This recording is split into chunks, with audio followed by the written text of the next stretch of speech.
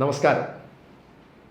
കഴിഞ്ഞ 2-3 ദിവസങ്ങളായി ഒട്ടനവധിയായിട്ടുള്ള ആളുകൾ, സുഹൃത്തുക്കൾ, അതോടൊപ്പം തന്നെ പരിചയമുള്ള ആളുകൾ, പരിചയമില്ലാത്ത ആളുകൾ, അങ്ങനെ ഒരുപാട് ആളുകൾ ദത്തെടുക്കലുമായി ബന്ധപ്പെട്ട സംശയങ്ങൾക്കായി ഫോൺ മുഖേന ബന്ധപ്പെടുന്നുണ്ട്.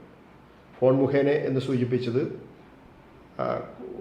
ഫോൺ കോൾ ചെയ്യുന്നുണ്ട്, അതോടൊപ്പം തന്നെ വാട്സപ്പ് സന്ദേശം അയച്ച് സംശയങ്ങൾ ചോദിക്കുന്നുണ്ട്, ഇമെയിൽ വഴി സംശയങ്ങൾ ചോദിക്കുന്നുണ്ട്. ഒട്ടനവധിയായിട്ടുള്ള ആളുകൾ, അതിൽ വിദേശ മലയാളികളടക്കം എങ്ങനെയാണ് കുട്ടിയെ ദത്തെടുക്കാൻ സാധിക്കുക, ദത്തെടുക്കാൻ ആഗ്രഹവുമായി അടക്കം ബന്ധപ്പെടുന്നവരുണ്ട്.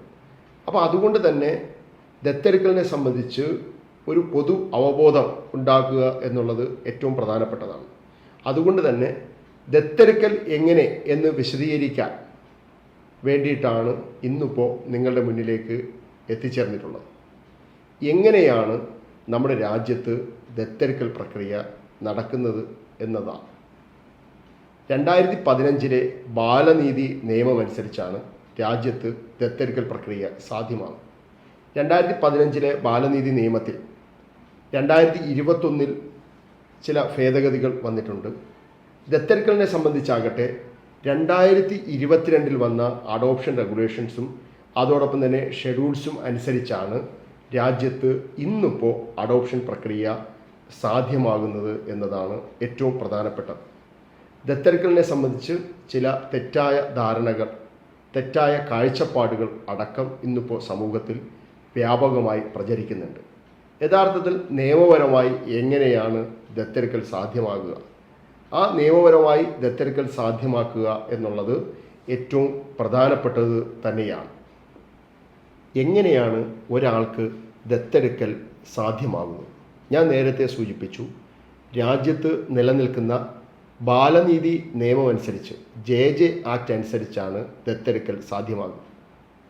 ബാലനീതി നിയമമനുസരിച്ച് സെൻട്രൽ അഡോപ്ഷൻ റിസോഴ്സ് അതോറിറ്റി മുഖേനയാണ് രാജ്യത്ത് അഡോപ്ഷൻ പ്രക്രിയ പൂർണ്ണമായും നടക്കുന്നത്. നിയമപരമായിട്ട് സെൻട്രൽ അഡോപ്ഷൻ റിസോഴ്സ് അതോറിറ്റി മുഖാന്തരമാണ് രാജ്യത്തെ എല്ലാവിധത്തിലുള്ള അഡോപ്ഷൻ പ്രോസസ്സും സാധ്യമാകുന്നത് എന്നുള്ളതാണ്.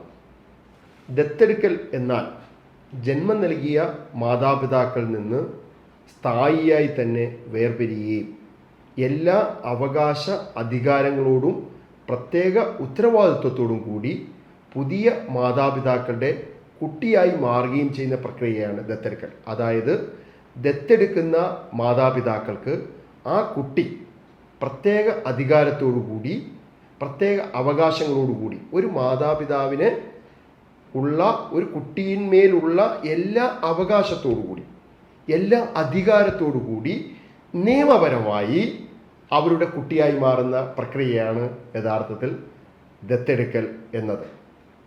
ദത്തെടുക്കൽ ഇനി എത്ര വയസ്സുവരെയുള്ള കുട്ടികളെ നമുക്ക് ദത്തെടുക്കാം? അത് ഏറ്റവും പ്രധാനപ്പെട്ട ചോദ്യം തന്നെയാണ്. 0 മുതൽ 18 വയസ്സുവരെയുള്ള കുട്ടികളെ നമുക്ക് ദത്തെടുക്കാൻ സാധിക്കുമെന്നുള്ളതാണ്. നിയമം വളരെ കൃത്യമായി പറയുന്നുണ്ട്. 0 മുതൽ 18 വയസ്സുവരെയുള്ള കുട്ടികളെ നമുക്ക് ദത്തെടുക്കാൻ സാധിക്കും എന്നുള്ളതാണ്. ഇനി ദത്തെടുക്കൽ പ്രക്രിയ എങ്ങനെയാണ് സാധ്യമാകുന്നത് എന്നതാണ്. ദത്തെടുക്കൽ പ്രക്രിയ എന്നത് ഒരു കുട്ടിയെ നിയമപരമായി ദത്തെടുക്കലിനായി സ്വതന്ത്രമാക്കുക എന്നുള്ളതാണ് ഏറ്റവും പ്രധാനപ്പെട്ടത്. അപ്പോൾ ദത്തെടുക്കലിന് നിയമപരമായി സ്വതന്ത്രമായ കുട്ടിയെ മാത്രമേ ദത്തെടുക്കാൻ സാധിക്കുകയുള്ളൂ എന്നതാണ് അതിൻ്റെ അർത്ഥം. എങ്ങനെയാണ് ഒരു കുട്ടി ദത്തെടുക്കലിന് വേണ്ടി നിയമപരമായി സ്വതന്ത്രയാകുന്നത്? ആരാണ് ദത്തെടുക്കലിനായി കുട്ടിയെ നിയമപരമായി സ്വതന്ത്രയാക്കുന്നത്? ആ നിയമപരമായി കുട്ടിയെ ദത്തെടുക്കലിനായി സ്വതന്ത്രമാക്കുന്നത് ജില്ലകളിലെ ചൈൽഡ് വെൽഫെയർ കമ്മിറ്റികളാണ്. CWCകളുടെ ഉത്തരവാദിത്തമാണ്. ബാലനീതി നിയമം 2015 വളരെ കൃത്യമായി പറയുന്നതാണ്. ദത്തെടുക്കലിന് വിധേയമാകുന്ന കുട്ടികളെ ദത്തെടുക്കലിന് വേണ്ടി സ്വതന്ത്രയാക്കുന്നത് ബാലനീതി നിയമം അനുസരിച്ച് ചൈൽഡ് വെൽഫെയർ കമ്മിറ്റികളാണ്. ഇനി എങ്ങനെയാണ് ഈ കുട്ടിയെ ദത്തെടുക്കലിന് വേണ്ടി നിയമപരമായി സ്വതന്ത്രയാക്കുന്നത് അനാഥയായതോ ഉപേക്ഷിക്കപ്പെട്ടതോ ആയിട്ടുള്ള കുട്ടികൾ. അത്തരത്തിലുള്ള കുട്ടികളുടെ രക്ഷകർത്താക്കളെ കണ്ടെത്താനുള്ള തീവ്രമായ പരിശ്രമം നടത്തുക എന്നുള്ളത് CWCകളുടെ ഉത്തരവാദിത്തമാണ്. അങ്ങനെ നടത്തുന്ന പരിശ്രമം, ആ പരിശ്രമത്തിന് ഒടുവിൽ ഈ കുട്ടികളുടെ രക്ഷകർത്താക്കളെ കണ്ടെത്താൻ സാധിച്ചിട്ടില്ല. അങ്ങനെ സാധിക്കാതെ വരുന്ന പക്ഷം ഈ കുട്ടി ദത്തെടുക്കലിനായി നിയമപരമായി സ്വതന്ത്രയായി പ്രഖ്യാപിക്കപ്പെടും. അങ്ങനെ നിയമപരമായി സ്വതന്ത്രയായി പ്രഖ്യാപിക്കപ്പെടുന്ന ഏതൊരാളിനെയും നിയമപരമായി നമുക്ക് ദത്തെടുക്കാൻ സാധിക്കും.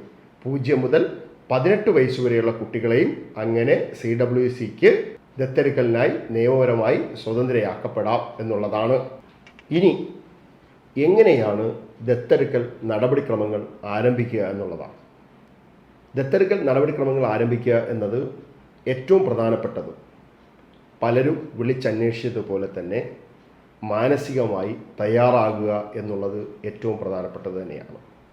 മാനസികമായി തയ്യാറെടുത്ത ആളുകൾ, നല്ല മനസ്സുകൾ, ഒരുപാട് ആളുകളാണ് ദത്തെടുക്കലിനെ സംബന്ധിച്ചുള്ള സംശയങ്ങൾക്കായി ബന്ധപ്പെട്ടിട്ടുള്ളത്.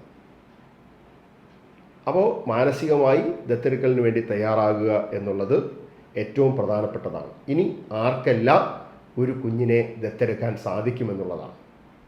25 വയസ്സ് കഴിഞ്ഞ ഒരു വ്യക്തിക്ക്, അത് സ്ത്രീയോ പുരുഷനോ ആവട്ടെ, സ്ത്രീക്കും ദത്തെടുക്കാം, പുരുഷനും കുഞ്ഞുങ്ങളെ ദത്തെടുക്കാൻ സാധിക്കും. അതോടൊപ്പം തന്നെ വിവാഹം കഴിഞ്ഞ് 2 വർഷമെങ്കിലും പൂർത്തിയായ ദമ്പതികൾക്കും, ദാമ്പത്യ ജീവിതം 2 വർഷം പൂർത്തിയായ ദമ്പതികൾക്കും ദത്തെടുക്കലിന് വേണ്ടി അപേക്ഷ സമർപ്പിക്കാമെന്നുള്ളതാണ്.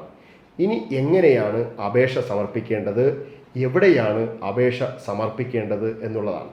ഞാൻ നേരത്തെ സൂചിപ്പിച്ചു,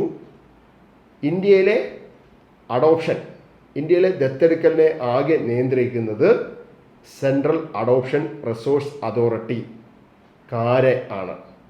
അപ്പോൾ സ്വാഭാവികമായും രാജ്യത്തെ മുഴുവൻ അഡോപ്ഷൻ പ്രക്രിയയും നിയന്ത്രിക്കുന്ന സെൻട്രൽ അഡോപ്ഷൻ റിസോഴ്സ് അതോറിറ്റിയുടെ വെബ്സൈറ്റ് സന്ദർശിക്കുക. ആ വെബ്സൈറ്റ് kara.nic.in എന്ന വെബ്സൈറ്റാണ്. ആ വെബ്സൈറ്റ് സന്ദർശിച്ച് ആ വെബ്സൈറ്റിൽ ദത്തെടുക്കലിന് വേണ്ടിയിട്ടുള്ള അപേക്ഷ ഓൺലൈനായി സമർപ്പിക്കുക എന്നതാണ് ആദ്യ പടി. ഇനി ദത്തെടുക്കലിന് സമർപ്പിക്കേണ്ട രേഖകൾ എന്തൊക്കെ, അത്തരം വിശദാംശങ്ങൾ ഞാൻ ഇതിന് തുടർച്ചയായി നിങ്ങളോട് പറയാം.